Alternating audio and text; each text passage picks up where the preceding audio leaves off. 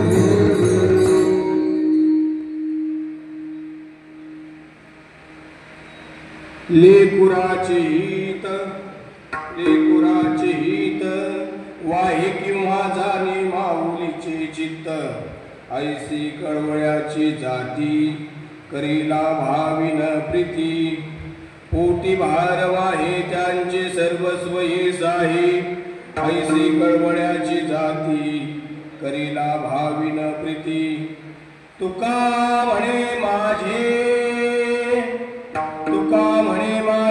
तुम्हा संतावरे ओझे ऐसे कळवळ्याची जाती करीला भाविन प्रीती महायोग पीठे तटे भीमरथ्यम वरम पुंडलिकाय दातुं मुनीन्द्रै समागत्य तिष्ठं तमानंद कंदं ब्रह्मलिंगं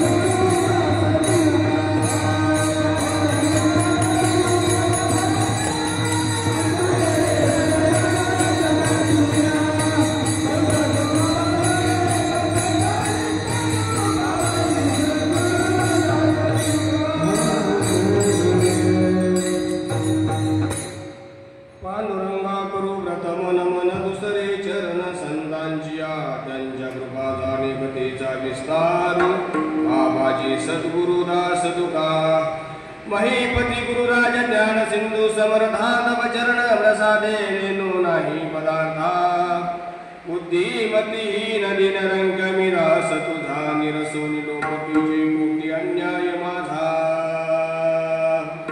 ब्रह्मानंदम परमसुखदम केवलम ज्ञानमूर्तिं द्वंद्वातीतं गगनसदृशं तत्त्वमस्यादिलक्षणम् एकं नित्यं विमलमचलं सर्वदेशाक्षीभूतं भावातीतं त्रिगुणरहितं सद्गुरुं तं नमामि सर्वमङ्गल्ये माङ्गल्ये शिवे सर्वार्थसाधिके शरण्ये त्र्यंबके गौरी नारायणे नमस्तुते विठाल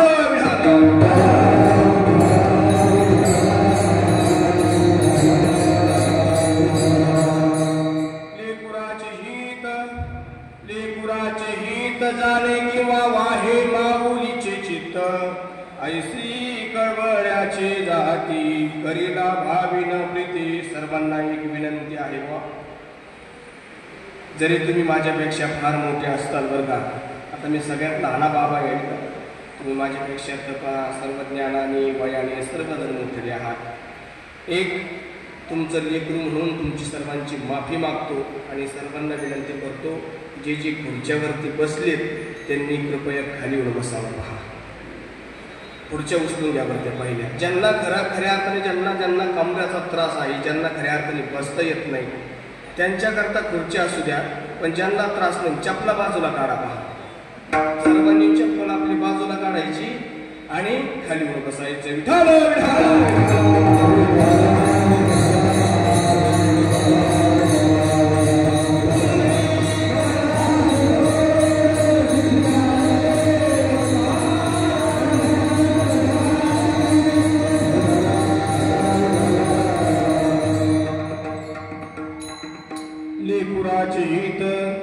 लेकुराची हित वाहे माऊलीचे चित्त ऐसी कळवळ्याची जाती करीला भावी नकी प्रीती.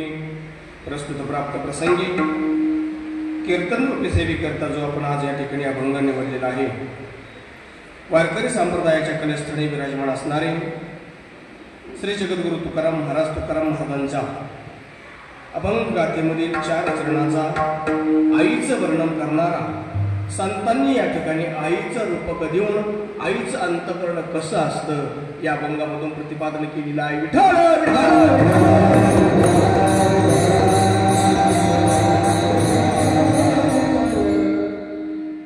अभंग 4 चरणाचा आहे, गोड आहे, मला वाटतं सर्वांच्या जवळजवळ पाठातील आहे. पहा, कीर्तनाची वेळ आता संपत आली ना, आताशी कीर्तन चालू झाले. कीर्तन आता नेमकं करायचं किती वेळ महाराज? 11:30 वाजलेत. 1 तास 1.25 तास म्हणा, 1 तास मला पण या ठिकाणी कीर्तन 12:30 वाजेपर्यंत आपल्याला कीर्तनाची सेवा या ठिकाणी करायची आहे. त्या अगोदर अल्पसा परिहार देणं या ठिकाणी उचित. तो असा की या ठिकाणी ज्या निमित्ताने आपण सर्वजण एकत्रित आलेलो आहोत, सर्वांना कारण ज्ञात आहे. कैलासवासी सौभाग्यवती मंदाबाई गेलोबा उर्फ बाबासाहेब पाटील हरवे या मातोश्रींचे या ठिकाणी प्रथम पुण्यस्मरण आहे आणि त्या प्रथम पुण्यस्मरणाच्या निमित्ताने आपण सर्वजण या ठिकाणी एकत्रित जमलेलो आहोत. हा महाराज, या ठिकाणी जर बोलायचं जर झालं तर नेमकं आपण श्राद्ध का करावं, श्राद्धाचं महत्त्व काय आहे हे आपण या ठिकाणी पुढे पाहणारच आहोत. परंतु हे हरदे जे कुटुंब आहे, परिवार आहे महाराज, हरदे परिवाराने या ठिकाणी आमच्याकडे सेवा दिली महाराज. खऱ्या अर्थाने प्रथमतः या हरदे कुटुंबाचं या ठिकाणी मी धन्यवाद व्यक्त करतो.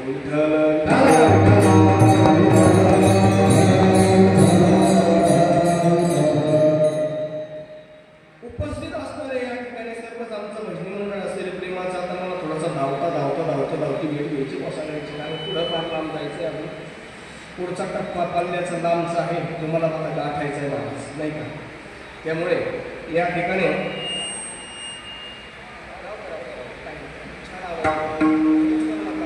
सुंदर hello hello hello hello hello hello hello हरिओम हरिओम हरिओम हरिओम विठ्ठल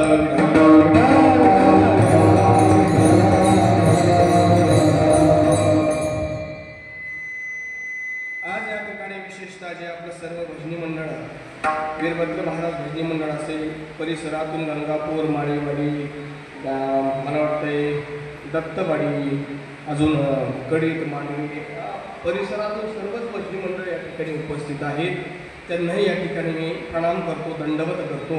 आणि या ठिकाणी आम्हाला गायनाकरता जे आज या ठिकाणी उपस्थित आहेत, आमचे असणारे जिल्हा मित्र हरिभक्तपरायण प्रकाश महाराज ते या ठिकाणी उपस्थित आहेत. आमचं कीर्तन ऐकण्याकरता आवर्जून आम्हाला फोन करून या ठिकाणी उपस्थित असणारे आपलं गंगापूर गावचं वैभव एक नवीनच अतिशय छान मृदंग महाराज या ठिकाणी वाजवतात. महाराज या ठिकाणी खांडके महाराजही उपस्थित आहेत. या ठिकाणी हार्मोनियमवरती आम्हाला साथ करणारे आमचे नेहमीचे जिल्हक सहकारी असणारे आमच्याबरोबर नेहमी आमच्या भजनाकरता, कारण भजन हे फार महत्त्वाचं असतं. भजन ही जीवनातली फार मोठी साधना आहे. आणि आमचं भजनी मंडळ खऱ्या अर्थाने आमच्या भजनी मंडळाला, आता मला फार भजनी मंडळावरती बोलायचं होतं, आज फार बोलायचं होतं, पण तुम्ही मला वेळच कमी दिला त्याला करायला तरी काही नाही केलं. म्हणून तुम्हाला सर्वांना द्यावेत तेवढे धन्यवाद. थोडेत आमचे मधुनाला खर्डे तेही या ठिकाणी उपस्थित आहेत. कारण का बोलायचं होतं त्याचं कारण हे काही नाही का. आपण भजन करत असतो. भजन ही साधना जीवनामध्ये फार महत्त्वाची असते बरं का. भजन ही साधना फार महत्त्वाची असते. तुकाराम महाराज भजन करत होते, कीर्तन करत होते. ऐका बरं का, लक्ष देऊन ऐका, माझ्याकडे सगळेजण ऐका. तुकाराम महाराज कीर्तन करत नव्हते, तुकाराम महाराज भजन करत होते. भजन करत होते. कसे भजन करायचे? दगडाच्या टाळामध्ये गाई द्या. तुकाराम महाराजांकडे टाळ नव्हती महाराज, पण तुकाराम महाराजांना भजनाची आवड होती.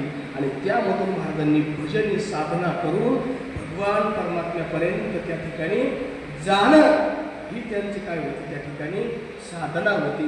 आणि त्या भगवान परमात्म्याला प्राप्त करणं, तुकाराम महाराजांनी जर कशाच्या जोरावर या ठिकाणी महाराज भगवंताला प्राप्त केलं असेल तर ते मला असं वाटतंय भजनाच्या ताकदीवरती. अहो तुकाराम महाराज नुसते निघाले का, तुमच्यासाठी 2-5 मिनिटं घेतो भजनांसाठी. तुकाराम महाराज जर निघाले ना तर ओळखते पहा माझ्याकडे, तुकाराम महाराज जर निघालेच कुठे भजनाला निघाले. 3 डोंगर होते, तुम्हाला सर्वांना माहिती आहे. कोणत्या डोंगरावर जायचं आवलीला माहीत नाही. माहिती होतं का? त्या आवलीला माहीत नाही कोणत्या डोंगरावर जायचं बरं का दत्तू भाऊ, आवलीला माहीत नाही कोणत्या डोंगरावर जायचं. मग महाराज एकदा की गळ्यामध्ये विना गुतवला, पगडी डोक्यामध्ये, चिपडे हातामध्ये, महाराज भजन करत करत करत करत निघायचे. परंतु माझ्या आवलीला माहीत नव्हतं महाराज, नव्हतं माहिती महाराज. मग त्या ठिकाणी आवली काय करायची? 3 रस्ते होते, 3 रस्त्याला कान लावायची. ज्या रस्त्यातून विठ्ठल विठ्ठल विठ्ठल विठ्ठल असं महाराज, त्या ठिकाणी तुकाराम महाराज त्या रस्त्याने आवली जायची. महाराज एवढी भजनाची ताकद आहे.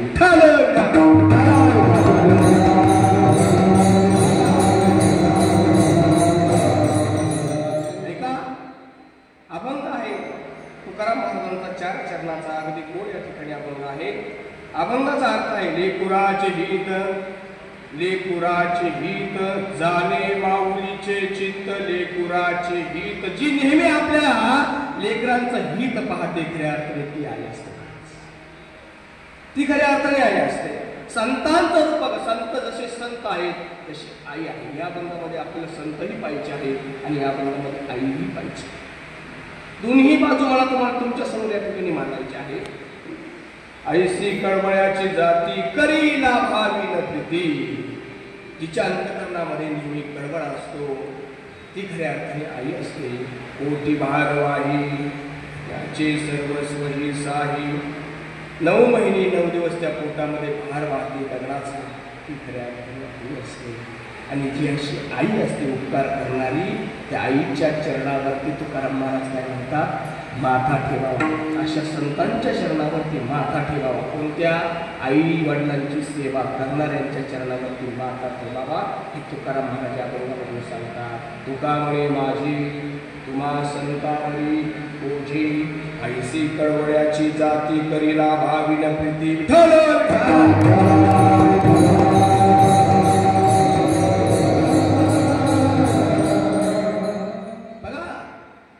जो जीव या ठिकाणी जन्माला आलेला आहे त्याला मरण हे निश्चित असतं. उपजते नासी नासी लेते पुनरपिदिसे, हे घटिका यंत्र दैसे परिभ्रमेगा. जे जन्माला आलेले आहेत त्यांना एक ना एक दिवस या मृत्यूचा निरोप या ठिकाणी घ्यायचा आहे महाराज. इथला हिरो आली अवतार ते पामर जीव किती देवांनाही जावं लागलं. आपण तर अवतावरच्या आहोत, आपल्यालाही एक दिवस जायचं आहे. नदी आहे, नदीला दोन काठ आहेत तात्या. अलीकडचाही काठ आहे आणि पलीकडचाही काठ आहे. अलीकडचा काठ आपलं जीवन आहे, पलीकडचा काठ मृत्यू आहे. पण जी मधलं जे आहे म्हणतात ते आयुष्य आहे. माणिक महाराज, जे मधलं आहे ते काय आहे, ते आयुष्य आहे. आणि ते आयुष्य आपण कसं जगतोय त्याला फार मोठं महत्व आलं आहे. ते आयुष्य आपण कुठे खर्च करतोय, कुणाच्या संगतीमध्ये खर्च करतोय, त्याला फार मोठं महत्व आलेलं आहे.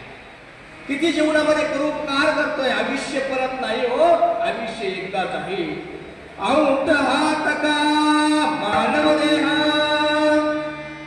औट हात का मानव देहा, लावे तुझे दिया खाया पिया सुख से सोया, नहाग जमाना खोया. 3.5 फुटाचं शरीर, औट हात का मानव देहा, अल्लाह ने तुझे दिया. 3.5 फुटाचं शरीर भगवान परमात्माने प्रत्येकाला या ठिकाणी दिलेलं आहे. खाया पिया सुखसी सोया, नाग जमाना खोया. काय म्हणतात कबीर महाराज, अरे हे वाया घालू नका. हे अनमोल किमतीचं शरीर आहे, या ठिकाणी दिलेलं आहे. कुणी? भगवान परमात्म्याने. कशा करता दिलेलं आहे तर परोपकार. जीवनामध्ये प्रत्येकाने भजन करावं, भजन करावं. कुणावर तरी उपकार करावेत. ऐका गड्या, कुणावर तरी उपकार करावेत. भजन ही साधना जीवनामध्ये फार महत्वाची असते. माणसाचं हे आयुष्य जे दिलेलं आहे ना, हे आयुष्य खऱ्या अर्थाने परोपकारा करताच दिलेलं आहे. पण आपला जो काळ चाललाय महाराज, काळ कशामध्ये चाललाय? काळ सारा वाचिंतन,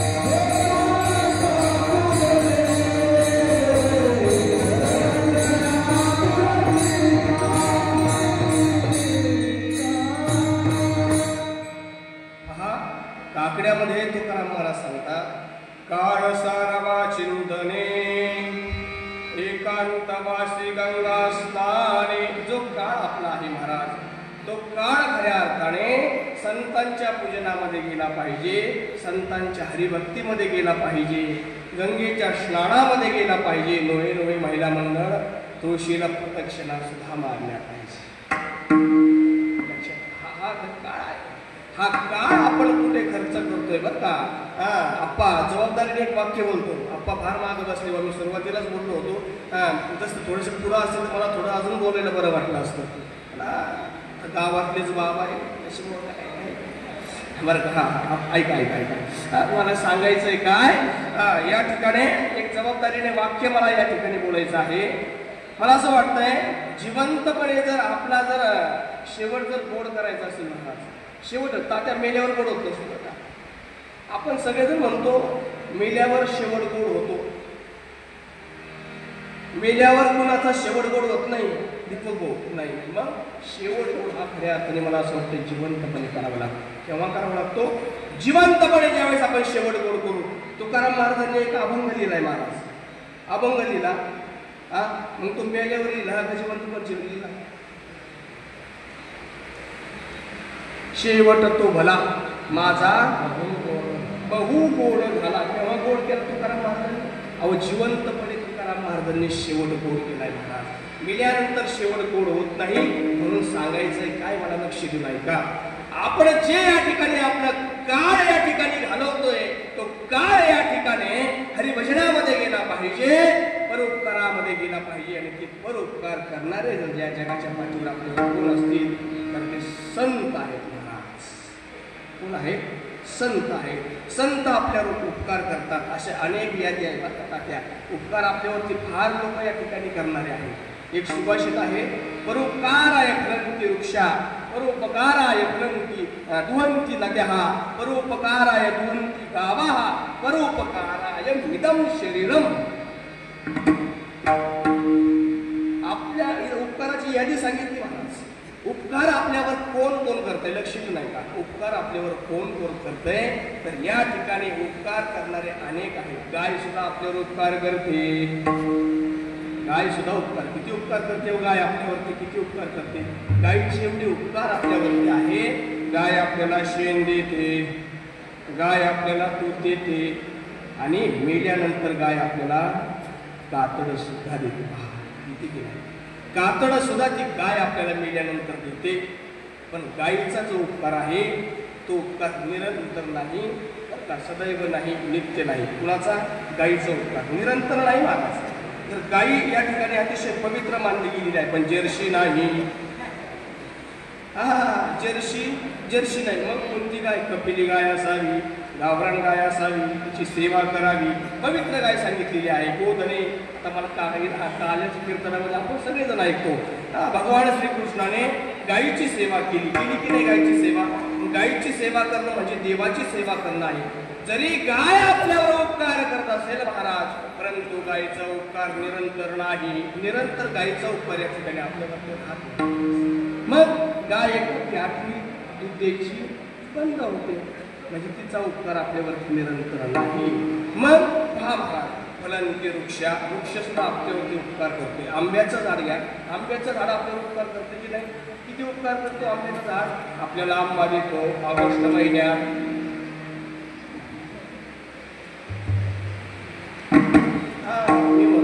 नाही ना, जागे हात बघून तेच पाहत होतो, म्हटलं किती जागे. आंबा आपल्यावर उपकार करतो. आंबा कधी असतो? चैत्र महिन्यामध्ये आहे की नाही, अक्षय तृतीयाला. त्या ठिकाणी आंबा आपल्यावर उपकार करतो. किती महिने उपकार करतो? 4 महिने. म्हणजे आंबा सुद्धा निरंतर उपकार करत नाही. झाड सुद्धा आपल्यावर निरंतर उपकार करत नाही. नदी घ्या, नदी सुद्धा आपल्यावर उपकार करते. काय करते नदी? आपल्याला पाणी देते.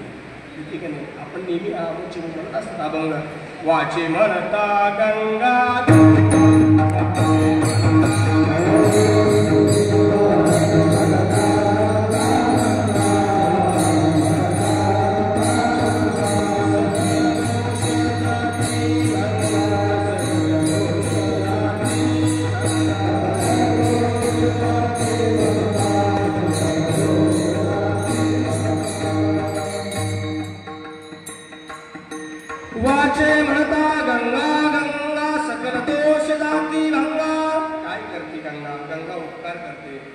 दोष घालवण्याचं काम गंगा करते. आपल्याला पाणी देण्याचं काम गंगा करते. परंतु जर पाऊस पडला नाही तर गंगा सुद्धा आटते. म्हणजे गंगा सुद्धा आपल्यावर निरंतर या ठिकाणी उपकार करत नाही. सूर्यनारायण आपल्यावर उपकार करतो. प्रत्येकीने नव्हता नाही. सूर्यनारायण सुद्धा उपकार. काय उपकार करतो सूर्यनारायण आपल्यावरती? प्रकाश देण्याचं काम करतो. सगळ्या जगाला प्रकाश देण्याचं काम कोण करत असेल? सूर्यनारायण करत असतो. मग तो सूर्यनारायण या ठिकाणी दिवसाच त्या ठिकाणी प्रकाश देतो. रात्री प्रकाश देतो का? तर रात्री जर प्रकाश दिला असता तर लाईट बिल भरायचं कामच पडलं नसतं. सूर्यनारायण सुद्धा आपल्यावरती उपकार करतो महाराज. परंतु तो सूर्य जो नारायण आहे ना, तर दिवसा उपकार करतो पहा. मग आपल्यावरती उपकार करणारे, निरंतर उपकार करणारे जर या जगामध्ये जर कोण असेल तर ते संत आहेत. संत आहेत. महाराज एका ठिकाणी सांगतात, काय सांगू आता संतांचे उपकार.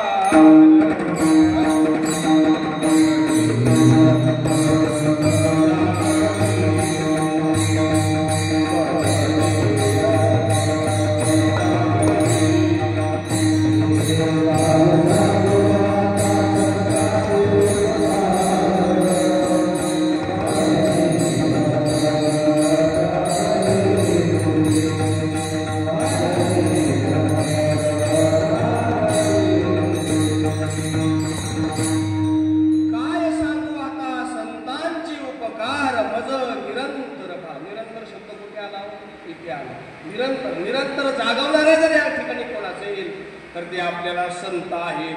संत महात्मे या ठिकाणी निरंतर जागवतात, नित्य जागवतात. कारण संतांनी या ठिकाणी, मला असं वाटतं, संतांना असं वाटतं येतो कळवळा गीताचा. आपला कळवळा जर या ठिकाणी जर कुणाला येत असेल तर तो संतांना आहे. म्हणून या ठिकाणी रूपगतीला आईचं अभंगाचं पहिलंच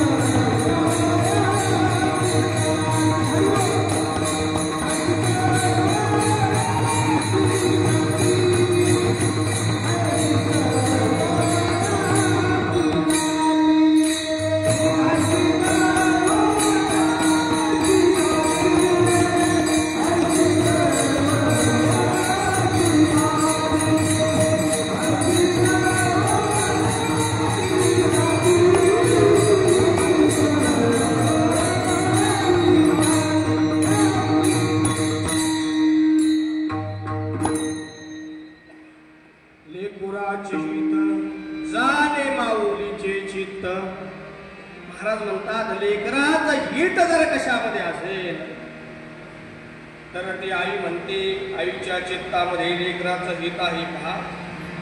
या ठिकाणी मी तुम्हाला संतांचा उपकार सांगितला. संत कुणावर उपकार करतात? संत तुमच्या आमच्यावर उपकार करतात महाराज. तशीच आई सुद्धा आपल्यावरती उपकार करतात. या जगाच्या पाठीवर आपल्यावर जर उपकार करणारी जर कोण असेल तर ती फक्त आणि फक्त आपली आई आहे. कारण या ठिकाणी संतांच्या तुडीमध्ये फक्त आईच बसली, म्हणून आईचा अभंग या ठिकाणी टाकलेला आहे. बाकीचे उपकार भरपूर आहेत, पण बाकीचे उपकार त्या ठिकाणी बसलेले नाहीत. फक्त आईचाच उपकार या ठिकाणी बसलेला आहे. म्हणून संतांनी या ठिकाणी आईचा उपकार या ठिकाणी सांगितलेला आहे. मातेची या चित्ती अवघी बालकाची, या चित्तामध्ये नेहमी लेकराचं कल्याण व्हावं, लेकराचं हित व्हावं, हे जर माझ्या या ठिकाणी कुणाला वाटत असेल तर त्या मातेला वाटतं. तर सांगू, आज या ठिकाणी ज्या मातेचं प्रथम पुण्यस्मरण आहे, आम्ही त्यांना बाई म्हणायचो. आणि बाईंचं आणि आमचं मला वाटतं फार दिवसापासून फार घनिष्ठ संबंध, घरी जाणं येणं आणि वारकरी कुटुंब, म्हणून आमचं नेहमी त्यांच्या घरी जाणं येणं असायचं. ज्या बाईने आयुष्य आपलं परमार्थ करता घालावं, हरिभजनामध्ये घालावं आणि आपला मुलगा भजनी करावं, यापेक्षा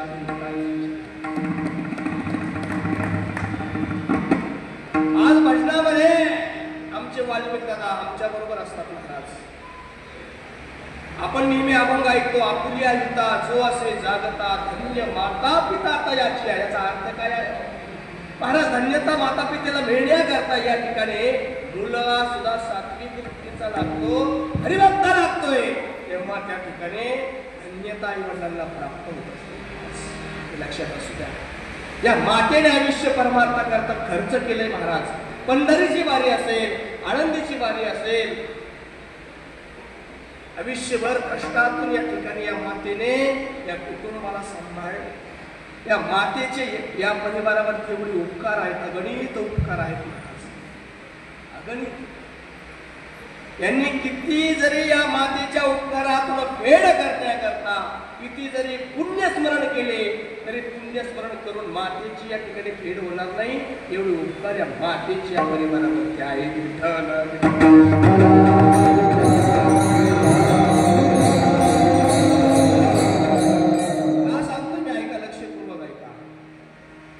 त्याचं कारण असं आहे महाराज, या मातेने कष्टातून आयुष्य घालावं आणि या ठिकाणी आपल्या मुलांना लहानाचं मोठं करावं. काय असते हो आई?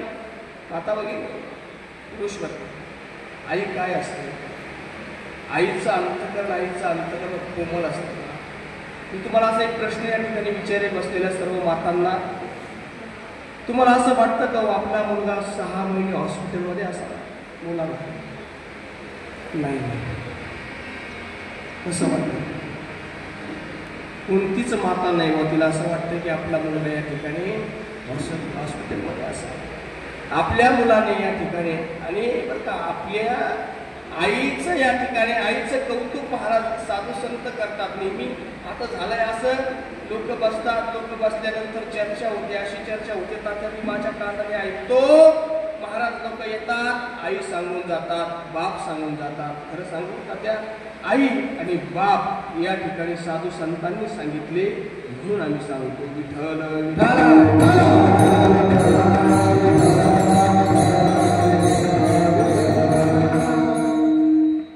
साधू संतांनी आई बाप सांगितलेले आहेत महाराज. आई वडिलांचं महत्व त्या ठिकाणी साधू संतांनी सांगितलेलं आहे. काय सांगितले महाराज? तुका म्हणे माय बापे अवघी देवाची या रूपे. अव आई वडील खऱ्या अर्थाने देव आहे. या जगाच्या पाठीवर जर देव कोण असेल तर ते आपले आई वडील आहेत. ती आई आहे महाराज. आणि त्या आईच्या प्रथम पुण्यस्थळाच्या निमित्ताने या ठिकाणी आपण सर्वजण एकत्रित जमून आहोत. काय करते जीवनामध्ये माता? जीवनामध्ये आई आपल्याला वाढवते, आई आपल्याला शिकवते. नव्हे नव्हे जीवनामध्ये जर आपले पहिला गुरु जर कोण असेल तर ते आपली आई असते. अरे एक उदाहरण तुमच्या समोर ठेवेल ऐका. बाळू नावाचा मुलगा लहान होता. लक्षपूर्वक ऐका. बाळू नावाचा मुलगा लहान होता. लहानाचा मुलगा त्या आईने केला हो. गरीब प्रपंचातून त्या मुलाचं त्या ठिकाणी शिक्षण केलंय. 1ली, 2री, 3री, 4थी, 5वी, 6वी, 7वी पास झाला. आणि 7वी पास झाल्यानंतर त्या ठिकाणी शाळेतून घरी आला आणि आईला प्रश्न विचारला. आई, ए आई, काय रे बाळा? अगं आई, तू आंधळी का आहेस? मी डोळा लागतो. ऐका बरं, तू आंधळी का आहेस? आई, अरे मला मुलं चिडवतात. आंधळीचा मुलगा म्हणतात, आंधळीचा मुलगा म्हणतात. ग आई, तू आंधळी का आहेस? सांग आई. काय होईल या प्रश्नाला? काय उत्तर ऐकत असेल? काय उत्तर असेल? आई त्या ठिकाणी म्हणायची, बाळ्या, अरे ईश्वराने एक डोळा मला दिला नाही म्हणून मी आंधळी आहे. म्हणून तुला म्हणतात ना आंधळीचा मुलगा, म्हणून त्याचा काय एवढा विचार करायचा? 7वी पास झाला, 9वी पास झाला, 10वी पास झाला. महाराष्ट्र राज्यामध्ये त्याचा नंबर लागला. 12वीला त्या ठिकाणी तो उत्तम रीतीने पास होऊन त्या ठिकाणी महाराष्ट्रामध्ये नंबर आला म्हणून गावकऱ्यांनी त्याचा सत्कार ठेवला आहे. बरं का, आई काय असते, आईचं महत्व तुमच्या समोर सांगतो. गावामध्ये सर्व गाव त्या ठिकाणी एकत्रित आलं. गावाने ठरवलं गड्या, अरे या ठिकाणी आपल्याला या मुलाचा या ठिकाणी सन्मान करायचा, आपल्या गावाचं नाव या ठिकाणी रोशन केलं पाहिजे. सरपंच, गावातले सर्व पदाधिकारी सर्वजण एकत्रित आले. त्या मुलाचा सत्कार करण्याचा ठरवला. परंतु ज्या दिवशी सत्कार होता त्या दिवशी बाळ्या घरी आला आणि आपल्या आईला म्हणला, आई अगं माझा सत्कार आहे. वाऱ्यासारखी बातमी आईच्याही कानावर गेलेली होती. आई माझा सत्कार आहे. हो रे बाळ्या, मला फार आनंद झाला आहे, तुझा सत्कार आहे. मग आई एक काम कर. काय रे बाळ्या? माझ्या सत्काराला तू यायचं नाही. काय म्हणतो बाळ्या? माझ्या सत्काराला तू यायचं नाही. का ग आई? माझ्या सत्काराला जर आली तर त्या ठिकाणी मला चिडवतील. काय म्हणतील? आंधळीचा मुलगा म्हणतील मला. ज्यावेळेस असं म्हटल्यानंतर त्या ठिकाणी महाराज आईच्या डोळ्यातून खळखळ पाणी आलं. पाणी त्या ठिकाणी वाहू लागलं. आई रडू लागली. रडणारी ती आई, बाळ्याची आई. आईने विचार केला, अरे देवा, अरे लहानाचा मोठं या ठिकाणी याला केलं रे. या पोटामध्ये 9 महिने 9 दिवस या ठिकाणी ठेवलं. त्याचा बाप या ठिकाणी मरून गेला. याला लहानाचं मोठं करून या ठिकाणी शिकवलंय.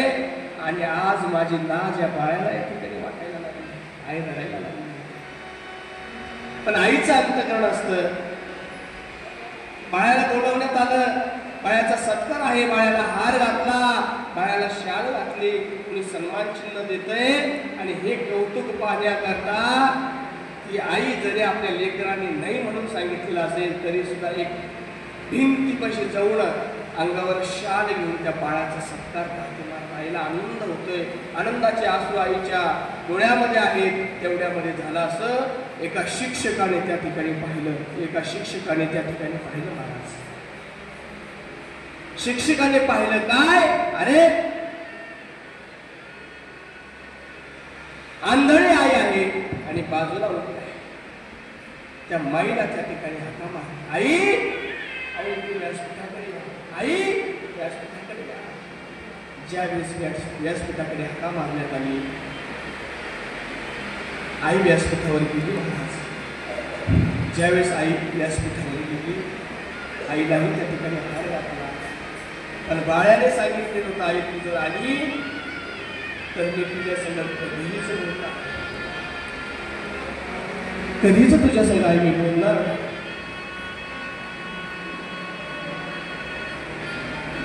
बाळ्याला राग आला. तू का आलीस? तू का आलीस? आणि तुला मी सांगितलं होतं ना यायचं, तू का आलीस? तसंच बाळ्याने हार गळ्यामधला खाली टाकला, शाल खाली टाकली आणि गाव सोडून निघून गेला.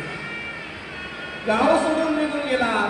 म्हातारी माय, म्हातारी माय, आंधळी माय.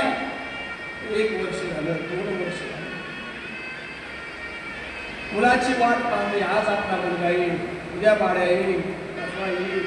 वर्ष गेलं, 2 वर्ष गेले महाराज, 3 वर्ष गेले महाराज. मुलगा येईल. मुलाची वाट पाहून पाहून त्या ठिकाणी रोज रस्त्याकडे पाहायची. रस्त्यावरून जर कोणी चाललं तर त्या ठिकाणी विचारायची, बाळ्या आला का? काठी टिकी गावामध्ये जायची. पोस्टमनला विचारायची, माझ्या बाळ्याचं काही पत्र आलं का? माझ्या बाळ्याचं काही पत्र आलं का? पोस्टमन त्या ठिकाणी द्यायची, समजूत काढायचा. मला समजूत काढून आईला घरी काढून द्यायचा. ती आई घरी यायची. वृद्धपणामध्ये तिचा जो आधार होता तो आधार त्या ठिकाणी राहिला नाही. डोळ्यामध्ये त्या ठिकाणी डोळे बारीक होत होते, श्वास कमी होत होते. एक दिवस उजाडला महाराज. आईने आपलं त्या ठिकाणी देह ठेवला. देह ठेवल्यानंतर गावातील चांगली पोरं गोळा झाली. त्या पोरांनी त्या ठिकाणी त्या आईचा अंत्यसंस्कार केला, माती केली. आणि ती माती केल्यानंतर त्या ठिकाणी वर्ष झाली, 2 वर्ष झाली तरी तो बाळा फार दिवस निघून गेले. आणि फार दिवसानंतर बाळ्या महाराष्ट्रामध्ये आला. मोठा साहेब झालेला होता, हुशार होता, शिक्षण त्या ठिकाणी केलेलं होतं, परराज्यामध्ये राहत होता.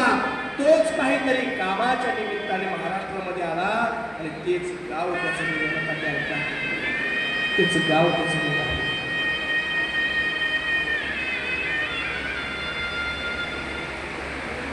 पाहिलं गड्या, अरे या ठिकाणी व्यासपीठ आहे, या ठिकाणी शाळा आहे, या ठिकाणी परत घर आहे.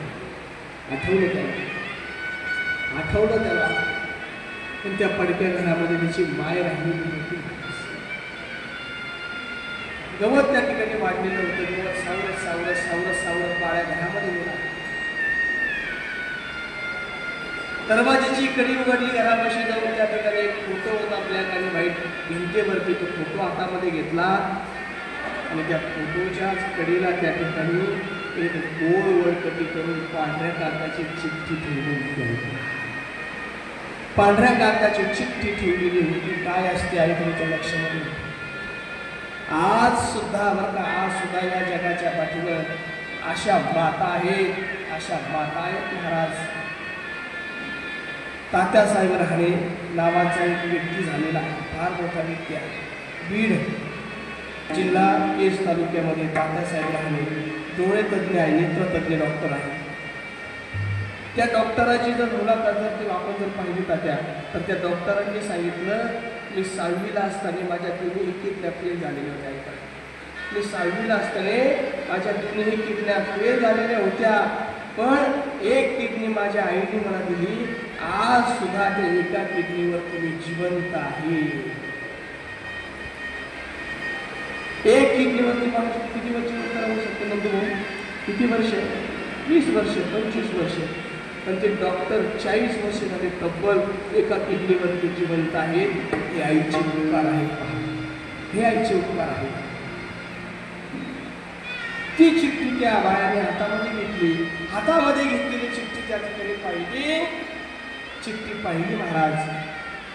त्या चिठ्ठीमध्ये लिहिलं होतं, चिरंजीव बाळू. त्यावेळेस बाळाला कळलं माझ्या आईला लिहिता चुकलं. चिरंजीव बाळू, माझंच चुकलं रे. तू नको येऊ म्हणला होतास तरी सुद्धा मी आलो. तू रागावला, तू घर सोडून निघून गेला रे बाबा. अरे तू नेहमी मला एक प्रश्न विचारायचा, आई तू आंधळी का आहेस? आई तुला एक डोळा का नाही? आई तू आंधळी का आहेस? मी तुझा हा प्रश्न मला या ठिकाणी राहायचा आहे. पण तुला त्या प्रश्नाचं उत्तर मी कधीच दिलं नाही. पण आज तुला त्या प्रश्नाचं उत्तर या चिठ्ठीमध्ये सांगितलं. आई माझा जन्म झाला तेव्हा सुद्धा मला 2 डोळे ईश्वराने दिलेले होते. तुझ्या बापाबरोबर माझं लग्न झालं तेव्हा सुद्धा मला 2 डोळे होते. पण लग्न झाल्यानंतर तुझ्या बापाला दारूचं व्यसन लागलं. बाप घेऊन गेला. औषधोपाने तू माझ्या पोटामध्ये राहील. तू माझ्या पोटामध्ये राहिला आणि 9 महिने 9 दिवस तुला मी या पोटामध्ये वाढवलं. मला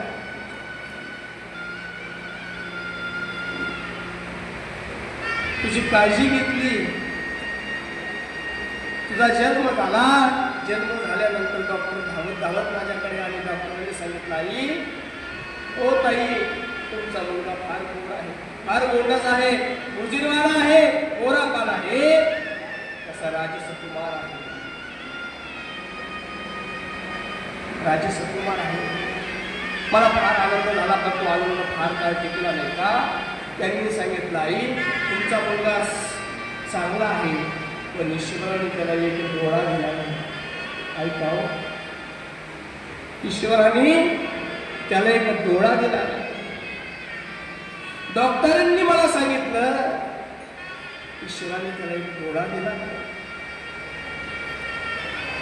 माझा आनंद त्या ठिकाणी लग्नात बाळूला असा झाला होता. हे सगळं आनंद त्या ठिकाणी मी दुःख त्या ठिकाणी झाले. मी डॉक्टरांना म्हणले, डॉक्टर असं नका करू. माझ्या बाळाने दोन्ही डोळ्यांनी पाहिलं पाहिजे. माझ्या मुलाने दोन्ही डोळ्यांनी हे जग पाहिलं पाहिजे. डॉक्टरांनी मला सांगितलं, आई ताई एक काम तुम्हाला करावं लागेल. काय? तुम्हाला जर असं वाटत असेल की एका डोळ्याने दोन्ही डोळ्याने तुमच्या बाळाने हे जग पाहावं, तर याकरता तुमचा डोळा बाळाला द्यावा. तुमच्या मुलाला तुमचा डोळा द्यावा लागेल. नाही का? अरे ज्या डोळ्याने त्या बाळाने सगळं जग पाहिलं, ज्या डोळ्याने त्या बाळाने अभ्यास केला बाबा, तो डोळा त्या बाईचा होता. की त्या लेकराला माहीत नव्हतं. त्या चिठ्ठीमध्ये लिहून ठेवलेलं त्या बाळाने. जशी जशी चिठ्ठी वाचत होता त्याला कळला गड्या, अरे आपल्याला एक डोळा होता, आपल्या आईने आपल्याला डोळा दिलेला होता. आईच्या डोळ्यावरती आपण सगळं जग या ठिकाणी पाहू शकलो.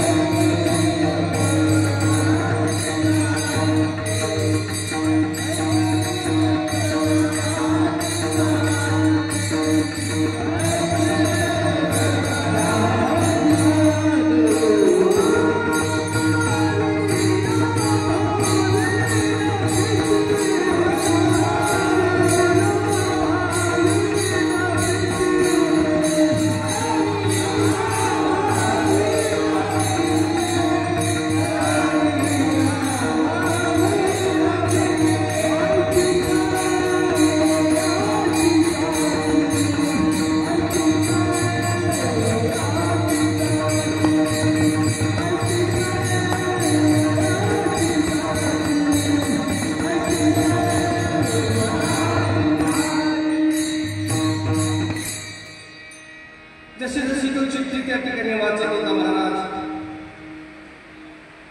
त्याला कळालं होतं आपल्या आईने आपल्याला डोळा दिलेला आहे. पूर्ण चिठ्ठी त्या ठिकाणी पाण्याने भरलेली होती. ओली झालेली चिठ्ठी त्या ठिकाणी होती महाराज. त्याला कळालं नव्हतं आपल्या आईचे आपल्यावरती उपकार आहेत महाराज. आपल्या आईने डोळा दिलाय महाराज. आईने कधी असं आईच्या मनामध्ये आलं नाही, अरे माझ्या बाळाला मी डोळा दिला की तो मला सोडून निघून गेलाय, तो आल्यानंतर परत मी डोळा घेईन, असं तिच्या अंतःकरणामध्ये ते जाणवलं कधी वाटलं नाही. असं कधीच तिने त्या ठिकाणी वाटू दिलं नाही महाराज. त्याला कळालं नव्हतं जो डोळा आहे तो आईचा आहे, आपला नाही. पण त्या ठिकाणी बाळा रडत होता आणि म्हणत होता, सबसे बड़ी है माँ,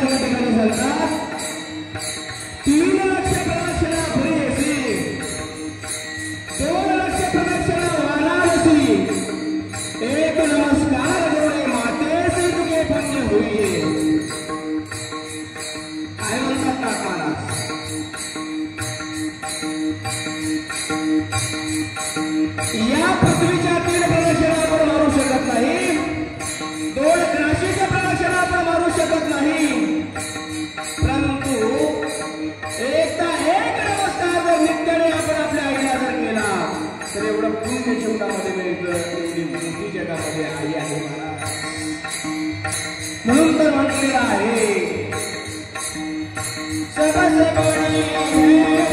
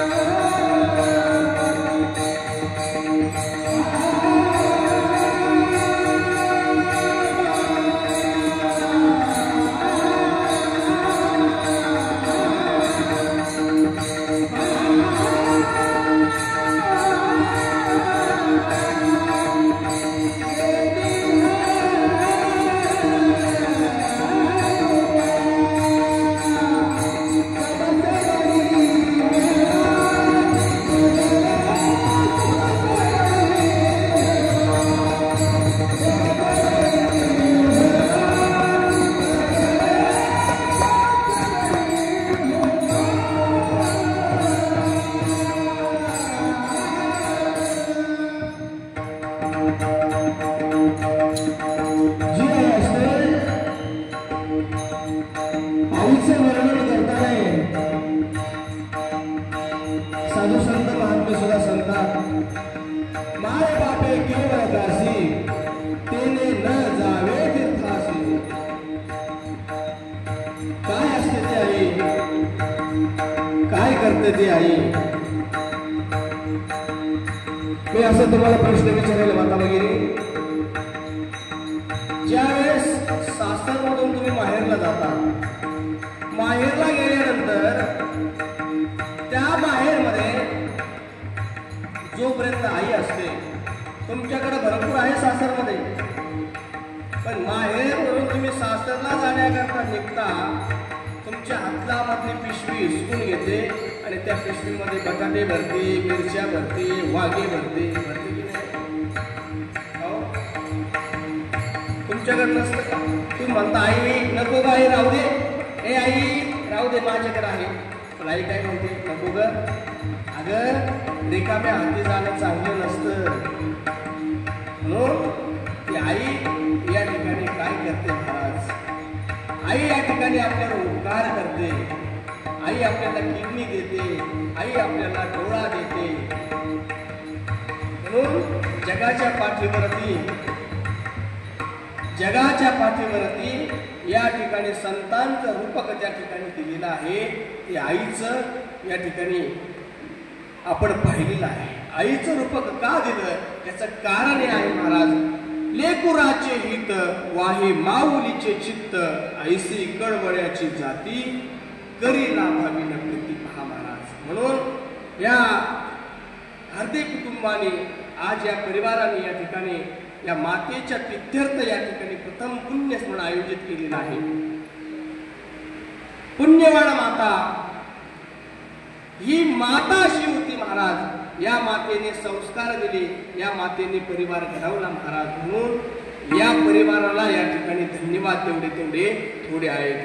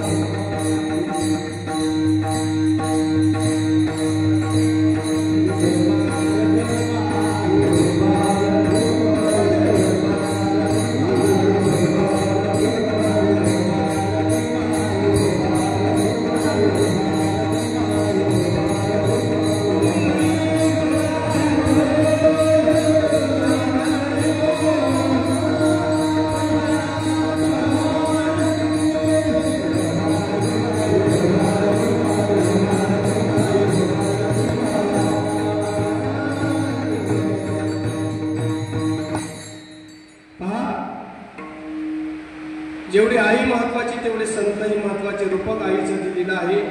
आई तुमच्या समोर या ठिकाणी मांडलेली आहे. आई जीवनामध्ये काय करू शकते, आईचा उपकार आपल्यावरती निरंतर आहे. पण आईचा उपकार तुमच्या समोर मांडायचा होता.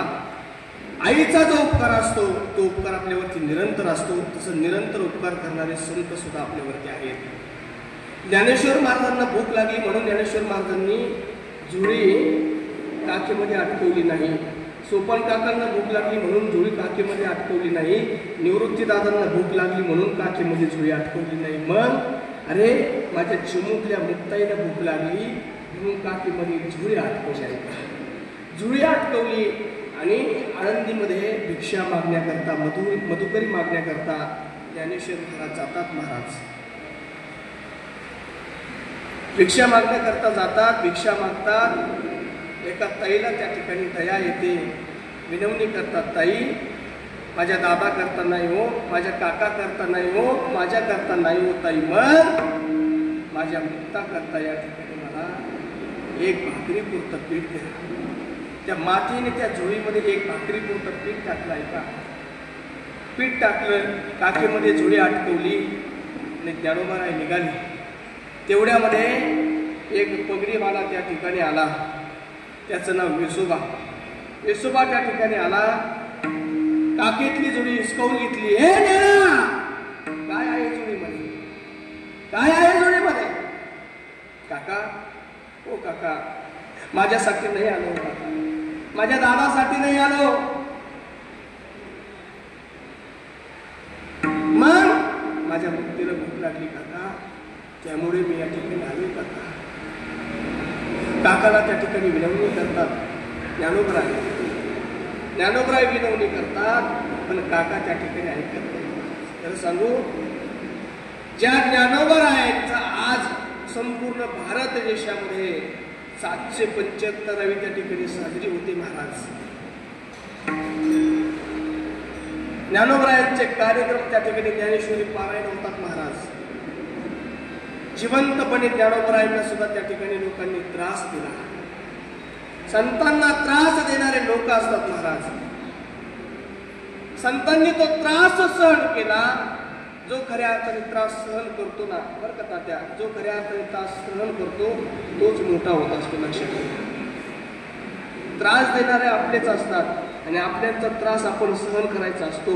जोपर्यंत आपण त्रास सहन करत नाही तोपर्यंत आपण मोठे होत नाही. विठ्ठल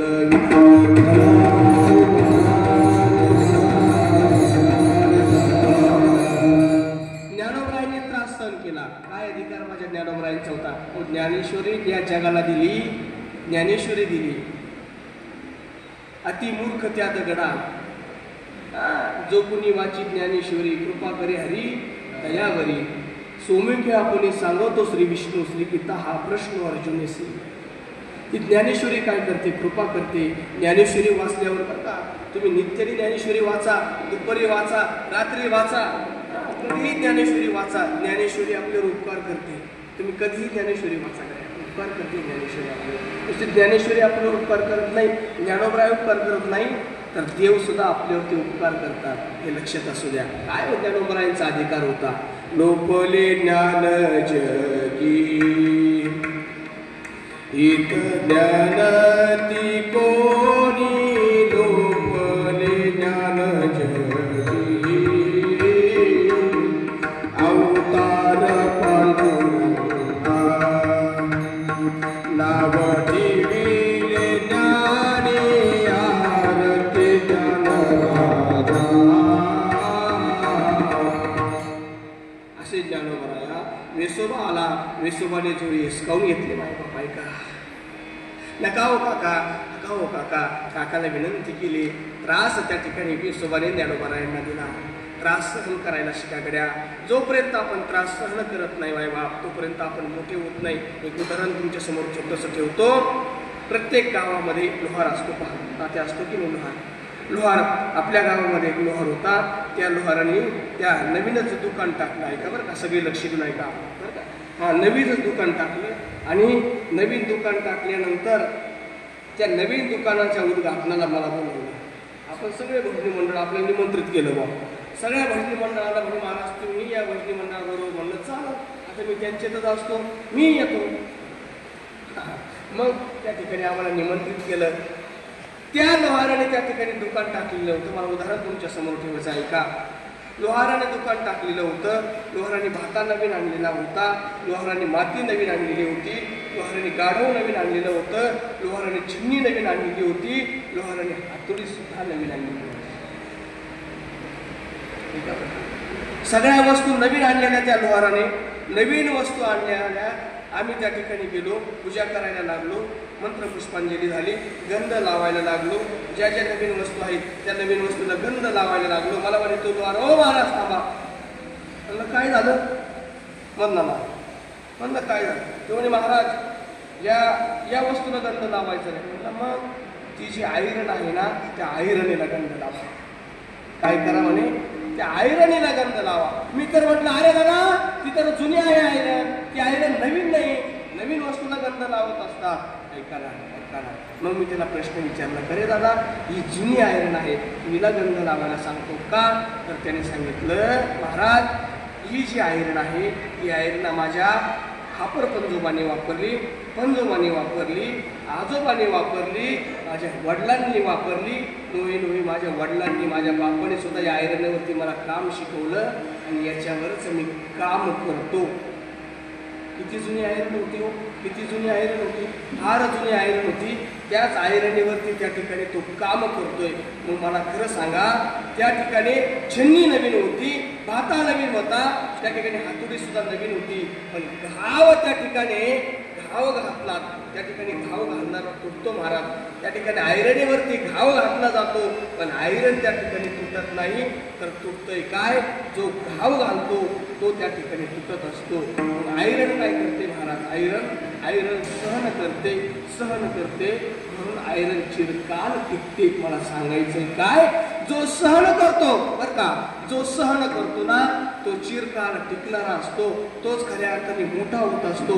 जो सहन करत नाही तो मोठा नसतो. ऐका, मोठा कुणाला म्हणावं, मोठ्यालाच खऱ्या अर्थाने त्याला मोठं म्हणावं की जो सहन करतो त्यालाच मोठं म्हणावं. का ज्ञानोबराय मोठे आहेत महाराज, पहा त्याचं कारण जे आहे, त्या हिशोबाने त्या ठिकाणी ती जुळी हिसकून घ्यावी, त्यातलं पीठ खाली टाकावं, सगळं पीठ माती मोल करावं. त्याला वाटलं मी जर गेलो तर पीठ उचलून घेईन, पायाने ते पीठ अस्तव्यस्त करावं, निघून जावं. माझ्या ज्ञानोबरायांनी जुळी घ्यावी, पाठलेली जुळी काखेमध्ये अडकावी आणि सिद्धबेटामध्ये यावं. सिद्धबेटामध्ये येऊन त्या ठिकाणी ज्ञानोबराया काठी लावतात. आता मला एवढा आपल्याकडे वेळ राहिला नाही. काठी लावतात, काठी लावून ज्ञानोबराय त्या ठिकाणी रडतात. मुक्ताबाईची मुकली, मुक्ताबाई त्या ठिकाणी ज्ञानोबरायांची समजूत घालते त्या ठिकाणी. समजूत घातल्यानंतर त्या ठिकाणी कुठूनतरी भाकरी त्यांना त्या ठिकाणी उपलब्ध होतात. एकदा परत त्या ठिकाणी मुक्ताईला मांडे खाऊ वाटतात. ज्ञानोबराय गावामध्ये जातात, त्या ठिकाणी खापर मिळत नाही. विसोबा खापर मिळून येत नाही महाराज. मग अरे हे कशी राहत असतील, हे काय करत असतील हे पाहण्याकरता तो विसोबा सिद्धपीठात येतो. पूर्ण चरित्र सांगण्याकरता माझ्याकडे एवढा वेळ नाही, मला फक्त संत तुमच्यासमोर मांडायचे आहे म्हणून मी याचकडे चरित्र तुमच्यासमोर मांडतोय. मग त्या ठिकाणी तो विसोबा येतो, पाहतो कडे अरे मांडे खाऊ वाटले होते. ज्ञानोबरायांनी त्या ठिकाणी ज्ञानोबरायांची लालबुंद झालेली पाठ आणि त्या पाठीवरती त्या ठिकाणी चिमुकली मुक्ताई मांडे भाजत होती. ज्यावेळेस हा प्रसंग विसोबाने पाहिला, विसोबा त्या ठिकाणी ठप्प झाला महाराज, ठप्प झाला. अरे हा काय प्रकार आहे. त्याच येसोबाला माझ्या मुक्ताईने पाहिलं, त्याच येसोबाला माझ्या ज्ञानदादांनी पाहिलं. त्या येसोबाला बोलवून घेतलं आणि बोलावून घेऊन हा पाठीवरचा मांडा, अरे ज्याने भाकरी मिळवून दिल्या नाही, ज्याने आयुष्यभर नावं ठेवले महाराज, ज्याने आयुष्यभर नावं ठेवले, ज्यांनी भाकरी मिळवून दिले नाही त्याच्या ताटामध्ये भाकरी देणारे माझे संत असतात. विठ्ठल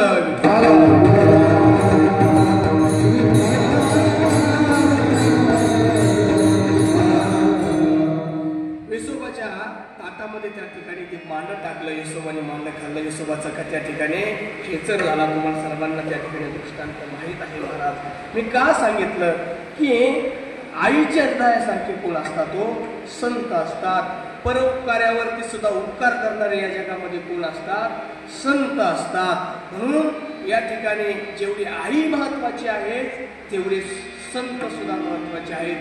जेवढे संत महत्वाचे आहेत तेवढीच आई महत्वाची आहे. म्हणून या ठिकाणी अभंग निवडलेला होता. लेकुराचे हित जाणे माऊलीचे चित्त, आईसी कळवळ्याची जाती करीला भाविन प्रीती. ज्ञानेश्वर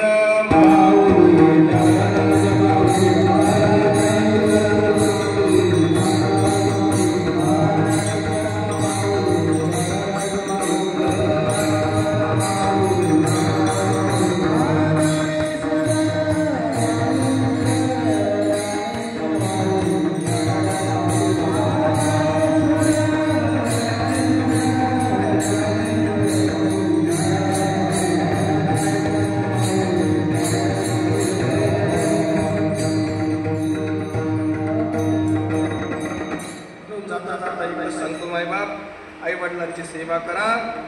असं वाटत असेल तर जगाच्या पाठीवर फक्त आणि फक्त आपले आई वडील आहेत. त्या आई वडिलांच्या कृपाशीर्वादाने आपलं कल्याण होऊ शकतं महाराज. कारण या ठिकाणी आता भरपूर बोलण्याजोगतं आहे, पण माझ्याकडे एवढा वेळ राहिला नाही. मला वेळ दिली होती 12:30ची. कीर्तन या ठिकाणी फार उशिरा या ठिकाणी सुरुवात झाली बरं का, म्हणून या ठिकाणी थोडासा वेळ तुम्हालाही झाला. 12:30 वाजले. काय होतं, महाराज कितीही चांगला असला, कितीही गोड बोलला, पण महाराजांनी जर थोडा जर टायमिंग केला तर ते कीर्तनावर काय होतं, पाणी फिरलं जातं. म्हणून या ठिकाणी जाता जाता एकच सांगतो मायबाप, तुमचं लेकरू म्हणून या ठिकाणी अंतःकरण करा. कारण मी नेहमी माझ्या कार्यक्रमामध्ये एक सांगत असतो एक गोष्ट महाराज. आमच्या वयामध्ये आम्ही या ठिकाणी ज्ञानोबा तुकोबांचं गुणगान गातोय, हीच फार मोठी गोष्ट असते. कारण काय होतं, बरेचशी लोक या ठिकाणी आज पाहण्याकरता आले असतील की बाबा बोलतो कसा. आणि हा फार मोठा प्रश्न. कारण काय आहे, हा नेमकं बोलतो कसा बा, त्याला बोलता येतं का नाही, पुढं चुकतो काय, सगळे या ठिकाणी अनेक लोक बसले. गाव माझं आहे म्हणून मी बोलतोय, पण खरं सांगू तुमचं सर्वांचं प्रेम आहे म्हणून मी या ठिकाणी उभा आहे. तुमचं जर प्रेम नसतं तर आज हे व्यासपीठ मला या ठिकाणी प्राप्त झालं नसतं. असंच प्रेम तुम्ही द्यावं आणि तुम्ही आम्हाला मोठं करा. का, अरे आपल्या गावाचं नाव या ठिकाणी मोठं होत असतं. आमचं नाव तर जाऊ द्यावं, पण गावाचं नाव जर मोठं झालं महाराज तर त्यापेक्षा आनंदाची गोष्ट काय असते. पठारे महाराज कुठले आहेत, चिंचोली आहेत. गागरे महाराज कुठले आहेत, चिंचोलीचे आहेत. भोसले महाराज कुठले आहेत, चिंचोलीचे आहेत. कोणत्या गावाने ओळखलं जातं, आपल्या गावाने या ठिकाणी ओळखलं जातं. म्हणून तुमचं आईचं अंतःकरण सगळ्यांचं, म्हणून या व्यासपीठावर आम्ही आहोत. मला किती येतंय यापेक्षा या वयामध्ये मी ज्ञानोबाचं तुकोबाचं गुणगान गातोय, याला फार मोठी किंमत आहे त्याची. करायची या वयामध्ये मी, कारण आमच्या वयामध्ये मुलं काय काय करतात हे तुम्हाला सर्वांना माहिती आहे मी सांगण्यापेक्षा. परंतु अरे आम्ही धोतर घालून त्या ज्ञानोबरायांचं नाव घेतोय, त्या तुकोबरायांचं नाव घेतोय, म्हणून करविली तैसे गेली कटकट वाकडी की नीत देव जाणे. असं या ठिकाणी मला ज्ञानोबरायांनी, तुकोबरायांनी, संत कवी वैपत्य महाराजांनी, वीरभद्र महाराजांनी बुद्धी दिली. तसं या ठिकाणी मी तुमच्या समोर बोलण्याचा प्रयत्न केलेला आहे. उपस्थित आपण सर्वच जनसमुदाय या ठिकाणी मोठ्या संख्येने आपण सर्वजण उपस्थित आहात. पुनश्च एकदा तुमच्या सर्वांच्या चरणावरती माथा ठेवतो. आमच्या माता भगिनी या ठिकाणी आहेत, आमचे पुरुष वर्ग आहेत. विशेषतः या ठिकाणी आमचं सर्व भजनी मंडळ आहे. त्या भजनी मंडळामध्ये असणारे आमचे गवताचे हरदे असतील, आमचे आप्पा असतील, आमचे मच्छीभाऊ असतील, आमचे पूर्णभाऊ असतील, आमचे नंदूभाऊ असतील, आमच्या सुयोग महाराज असतील या ठिकाणी.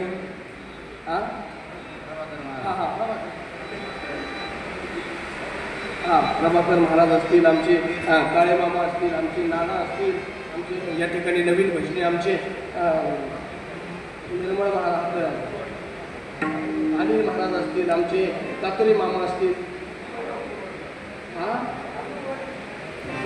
तुम्ही बरोबर रामपूरवाडीकर भजनी मंडळ पाहुणे या ठिकाणी.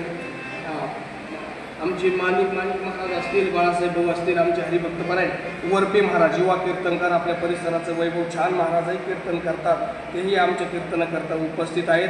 आपल्या गावचं जुनं वैभव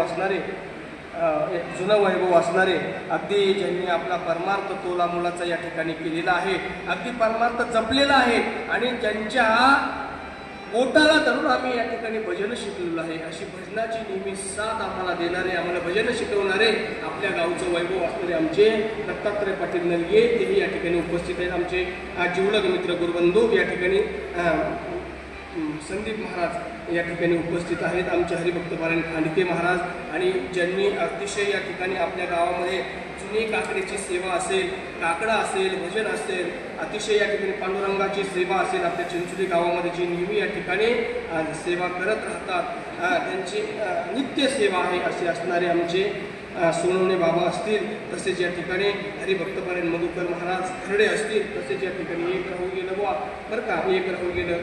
आज ज्या मातीच्या पित्यर्थ या ठिकाणी जी सेवा या ठिकाणी आहे महाराज, आजचा दिवस फार पवित्र आहे.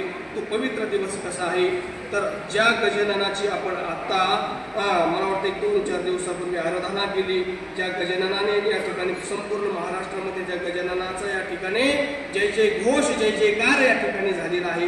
त्या गजाननाची आज काय आहे? चतुर्थी आहे. काय आहे? चतुर्थी आहे. फक्त चतुर्थी नाही बरं का, ऐका, त्याच्यामध्ये दुःख शंकरा योग असा आलेला आहे की आज वार सुद्धा बुधवार आहे. पहा, लक्ष द्या, आज वार सुद्धा बुधवार आहे. त्या गणेशाचा वार आहे आणि त्यातले त्यात हा पितृपक्ष चालू आहे. काय आहे? हा पितृपक्ष चालू आहे. या पितृपक्षामध्ये असं म्हटलं जातं, शास्त्र असं सांगतंय तात्या, या पितृपक्षामध्ये सर्व स्वर्गाची दारं कशी असतात? मोकळी असतात, खुली असतात.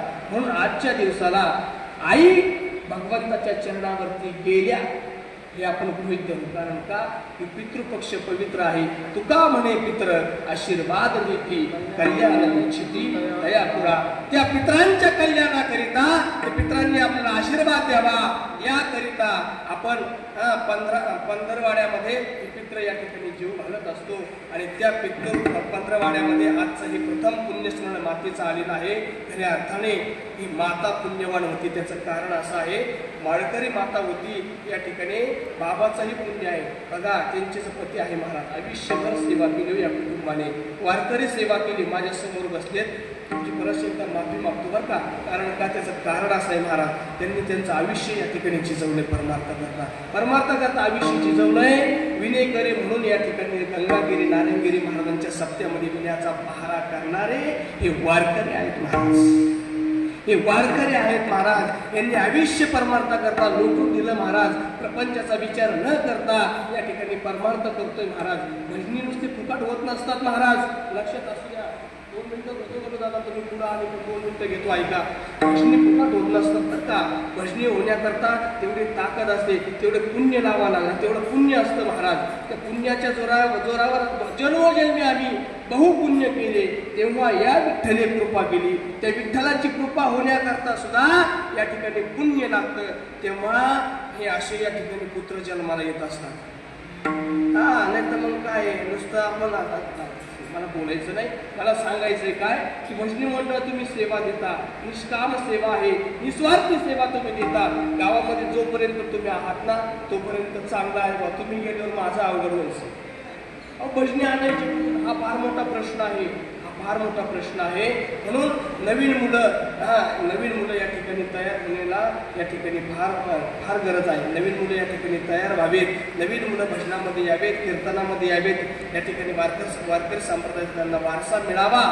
खऱ्या अर्थाने हे अतिशय महत्त्वाचं आहे. म्हणून या ठिकाणी आज या कुटुंबाचं या ठिकाणी माझ्यावरती असणारं प्रेम आणि त्या प्रेमातून या ठिकाणी आम्हाला प्राप्त झालेली सेवा खऱ्या अर्थाने कैलासवासी सौभाग्यवती मंदाबाई गेलोजी उर्फ बाबासाहेब पाटील हरदे या मातेचं आजचं हे प्रथम पुण्यस्मरण.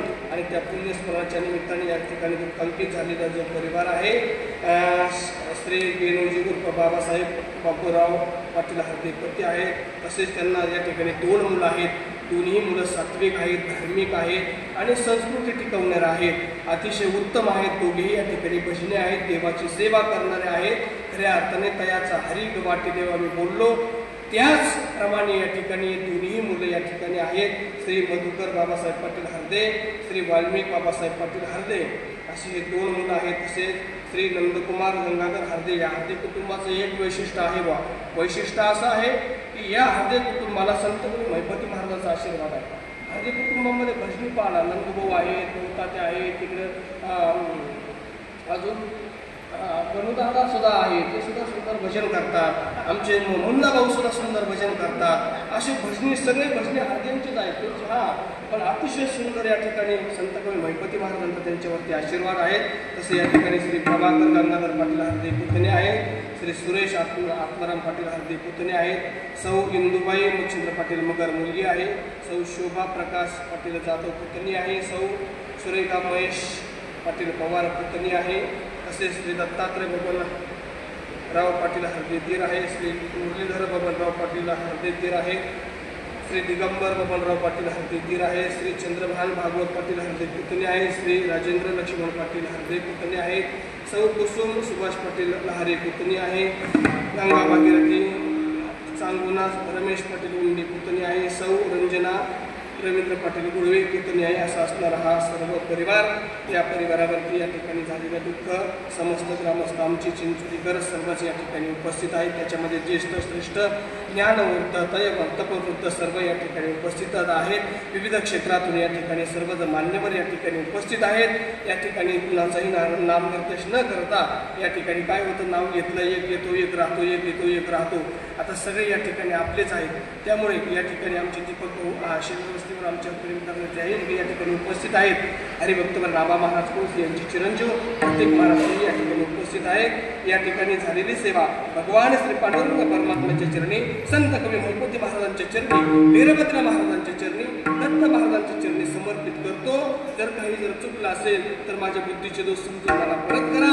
जे काही बरोबर असेल ते गुरुवर हरिभक्तपर्यंत जगले महाराज शास्त्री डोंगरकर महाराजांच्या मुखातून ऐकलेलं तुमच्या समोर मांडण्याचा प्रयत्न केलेला आहे. या ठिकाणी या ठिकाणी प्रसाददान होईल, काही या ठिकाणी श्रद्धांजली होतील. तोपर्यंत कोणी आपली जागा या ठिकाणी सोडायची नाही.